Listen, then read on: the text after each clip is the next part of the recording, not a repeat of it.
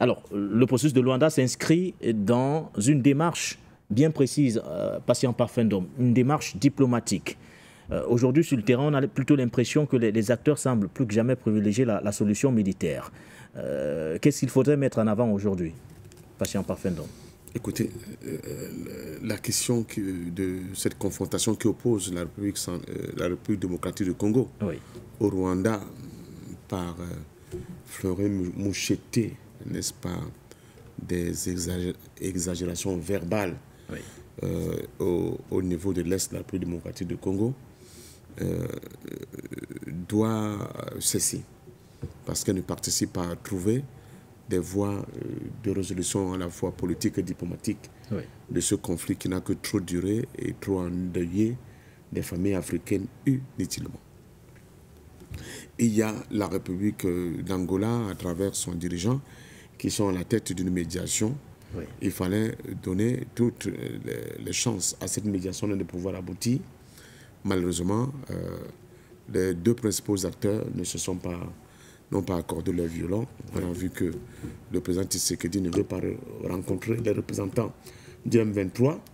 De l'autre côté, il laisse camper sur sa position, on ne négocie pas avec les terroristes. Avec les terroristes. Il a réitéré il y a quelques jours, le président Tshisekedi. Mais quand vous êtes face à l'absurdité qui vous tue, il faut bien s'occuper de l'absurdité à un moment donné. Il faut négocier avec les terroristes. Il faut s'occuper de l'absurdité à un moment donné. Négocier ou pas, il faut trouver un moyen pour essayer de régler le problème. Si sur le plan militaire, Fanga a fait une proposition assez radicale, ce n'est pas la première fois. Je rappelle quand même que le président Tshisekedi le maltraitait Kagame de Hitler, ce qui est quand même très fort, et que malgré tous ces envolées et cette inflation verbale, cela n'a pas pu conduire à trouver des solutions pour juguler le problème. Le M23, c'est quoi? C'est déjà là le problème. André Christel pense que le M23 n'est rien d'autre que l'armée rwandaise. Moi, je pense que non. Il n'y a pas que l'armée rwandaise dedans, il y a aussi des Congolais dedans. Il faut remonter dans l'analyse sociologique, anthropologique des populations de cette région de Congo pour se rendre compte qu'il y a quand même eu des migrations, certes une partie de peuples venus du Rwanda, mais qui occupent cet espace depuis des centaines d'années et qui estiment qu'ils sont complètement exclus de la gestion de l'exploitation minière et des richesses que contient ce sol et ce sous-sol. Et ils le font savoir par la voie d'une lutte armée pour dire que cette exploitation a assez duré. Quand on parle de l'Est de la République démocratique du Congo, je demande quand même à certains d'entre nous d'aller dans les sites internet qui existent pour voir un certain nombre de vidéos. Ça donne froid au dos. De voir dans quel contexte les enfants, les femmes et les hommes, les jeunes hommes sont exploités pour pouvoir tirer le maximum de ce que cette terre-là peut fournir en termes de ressources et qui sont vendus, encadrés par des ordres d'armées barbares, souvent à la solde, n'est-ce pas, de certains lobbies, pas seulement du Rwanda, mais aussi du Congo, au détriment de l'intérêt, n'est-ce pas, évidemment, de ces peuples-là. Donc les torts sont partagés,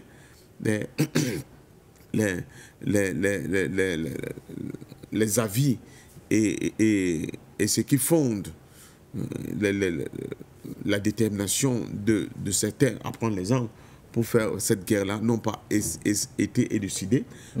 Conséquence, nous arrivons à une situation où on ne s'entend pas. On ne s'attend pas, le M23 on ne s'entend pas, on ne se parle pas. On est incapable de s'asseoir autour d'une table, autour du feu, comme on dit, pour juguler le problème. Et on continue dans une espèce de surenchère verbale inutile qui prospère, certes, avec des phrases et des formules chocs, mais au même moment qu'on les tient, les gens continuent de mourir sur le terrain. Pour moi, c'est tout simplement de l'irresponsabilité. Et quand vous parlez d'irresponsabilité, vous prenez quoi comme mesure, Patient Parfait d'Homme, puisque pour le ministre congolais de la communication, nous sommes déjà dans cette guerre, nous la vivons. Mais ce n'est pas nouveau, il nous dit rien de nouveau, par rapport à ce qui se passe sur le terrain. Ça fait plus d'une décennie où les gens meurent à l'Est de la République démocratique du Congo. Cette fois-ci, je pense même que nous sommes dans une période de basse tension. On a connu des périodes de haute tension avec des morts à l'appel, des millions de morts, dont il ne peut pas nous donner l'impression qu'il vient de découvrir le fil à couper le beurre. Ce qu'il faut faire, c'est d'avoir le courage de s'asseoir sur une table et de discuter avec tout le monde, même avec le M23. Même avec des terroristes? Si c'est comme ça qu'il les considère, même avec le M23. C'est comme vous ne savez pas. Il y a un groupe de Congolais qui siège depuis le Kenya, dont je oublie le nom, qui est dirigé par un ancien de la CENI du Congo, lui qui est congolais. Quand je parle de la CENI, c'est l'organe qui était en charge d'organiser les élections d'ailleurs, Corneille Nangaa, qui ont permis à M. Tshisekedi d'arriver au pouvoir. Et le M23 est membre de cette organisation. Comment vous comprenez ça comment? Là, on a le M23, on a les Congolais. Les deux parties sont impliquées. Non, le M23... On gère ça comment? Non, cette organisation dirigée par Corneille Nangaa considère que le M23 est congolais. Attention. Donc vous voyez comment ça change. Considère que le M23 est congolais. Eux-mêmes étant des Congolais. De Congolais. Vous voyez comment ça devient un peu complexe. Donc, il ne suffit pas de dire que c'est le Rwanda, c'est le Rwanda. Loin de moi, l'idée de penser que le Rwanda n'agite pas en nombre ou bien ne manipule pas en nombre un certain nombre d'acteurs pour continuer de créer cette chaîne et ce chaos. Mais je pense quand même qu'on n'a pas embrassé dans l'entièreté l'ensemble des protagonistes, l'ensemble des acteurs qui créent ce chaos au niveau de la République démocratique du Congo. Ce que vous dites est pertinent parce que là on a l'impression que les Congolais se battent entre eux, Patient Parfait Ndom. Mais évidemment qu'une bonne partie des Congolais se battent entre eux. Quand vous écoutez, n'est-ce pas, les différents acteurs sur le territoire, vous voyez des gens qui vous disent que oui, non seulement nous connaissons le terrain, non seulement nous nous battons pour que nos parents cessent d'être tués, non seulement nous nous battons pour que nos parents cessent d'être exploités, mais vous avez quand même dans la partie qui est contrôlée par le gouvernement, des gens qui vous disent que même les militaires, même le gouvernement congolais ne joue pas franc jeu en ce qui concerne la recherche des solutions pour la résolution de ce conflit. À partir de ce moment-là, les torts sont partagés. À partir de ce moment-là, on se rend bien compte que c'est une question de manque de leadership conséquent, leadership assumé, pour que les gens soient prêts à dire nous ne choisissons pas les interlocuteurs, quels qu'en soient les interlocuteurs qui vont se présenter face à nous. Si cela va nous permettre de régler le problème, nous sommes prêts à les accueillir pour discuter et enfin définitivement régler le problème. Sinon, on va prendre la partie la plus violente que promet Christophe Fanga et qui dit bon, oui, les Congolais, ce sont des paresseux, ce sont des gens qui aiment danser, ils sont incapables de constituer une armée d'1 million de personnes pour aller écraser le Rwanda. Je crois que si c'était aussi facile à faire, cela se serait déjà fait. Il parle également d'une force unifiée, à l'image de ce que l'AES vient de former, Patient Parfait Ndom. Avec qui? Parce que les troupes des pays autour du Congo sont venus, ils ont été taxés de complices avec les M23, vous le savez, les Kenyans, les Ougandais ont été taxés de complices avec les forces de l'AIS, même les Sud-Africains. Finalement, nous nous trouvons dans le vide parce qu'en face, il n'y a pas un interlocuteur capable, n'est-ce pas, d'embrasser et de cerner l'ensemble de ces enjeux.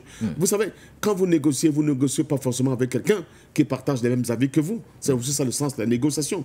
Ceux qui sont au cœur de nos préoccupations, ce sont les peuples qui meurent. Ce ne sont pas nos avis, ce ne sont pas nos déclarations, ce ne sont pas les surenchères que nous faisons, mais il faut mettre fin à la tuerie de ces peuples-là. Je ne serai pas, si ce que Pili Sassa ne serait pas d'accord avec moi sur cette question, mais je compte te dire, c'est bien beau d'être sur le plateau télé, de croiser nos bras, de faire des analyses, alors que les Congolais sont en train de mourir et ne meurent pas que depuis aujourd'hui.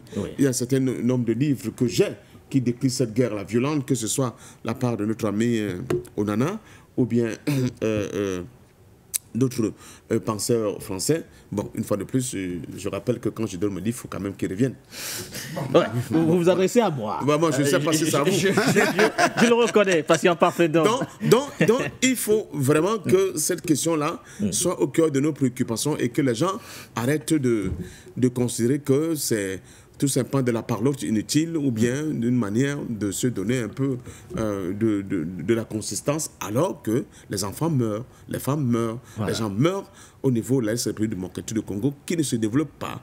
Et les richesses de ce pays-là s'envolent, retrouver d'autres horizons et sans qu'on ne voie une espèce de dividende qui soit retourné au niveau de cette région. Oui, dans quelques